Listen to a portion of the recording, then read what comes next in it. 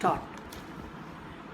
Mr. Vice Chairman, I write to associate myself fully with the resolution and the concern which has been expressed from all the various sections of the House regarding the urgent necessity of developing rural industry. As time passes by, we are reaching a situation in our rural areas where something disparate needs to be done immediately if we want to preserve the social stability of the country and also to see that full use is made of the time and talent of the people in the rural areas which go west today as has been pointed out in the resolution. Sir, the Planning Commission and the Government of India have applied their minds to the various isolated aspects of rural industries and some valuable reports have been published and some important recommendations have been made in these reports which need consideration.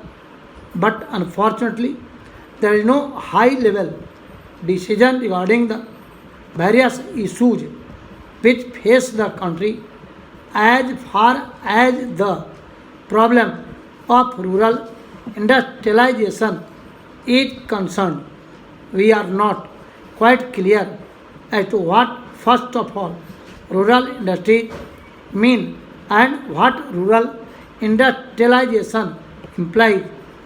Does a rural industrialization mean the utilization of local resources in order to meet the local needs? Or does rural industrialization imply the creating of surplus in the rural area which could be exchanged with the surplus in other centers of the country and thereby create a richer life for the rural area? Various opinions have been expressed with regard to this problem, but there is no authoritative determination of the policy regarding the meaning of rural industrialization. It has been suggested that if such import of capital and a skill from urban centers were to mean merely the multiplication of industrial centers in the rural areas, such an industrialization of the rural areas would nullify the advantages that are likely to accrue as a result of the rural industrialization. The time has come when some decision had to be taken as to what we really mean by this rural industrialization.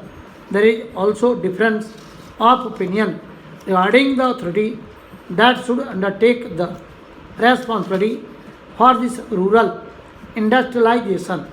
From the literature that has been published in this connection, it is quite obvious that two distinct and powerful schools have developed regarding this issue.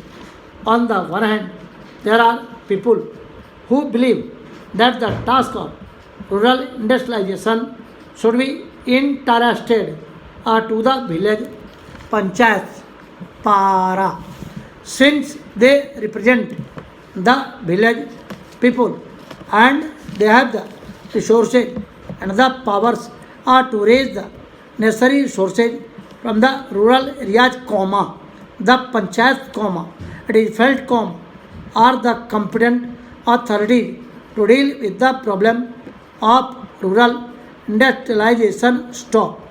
Equally strongly, comma, it has been argued by others that cooperatives are the right answer to the question as to which should be the authority that should deal with rural industrialization. Stop. I may also mention that there is a third school which believes that the import of private capital and private skill into the work of rural industrial development is the real answer to the problem which we face in the matter of rural industrialization. Stop. Here again, some authoritative determination of the policy has become necessary, because in the absence of such a policy, ad hoc decisions are taken which sometimes cancel each other, and therefore the rapid progress which we hope and wish for in rural industrialization becomes impossible. Stop.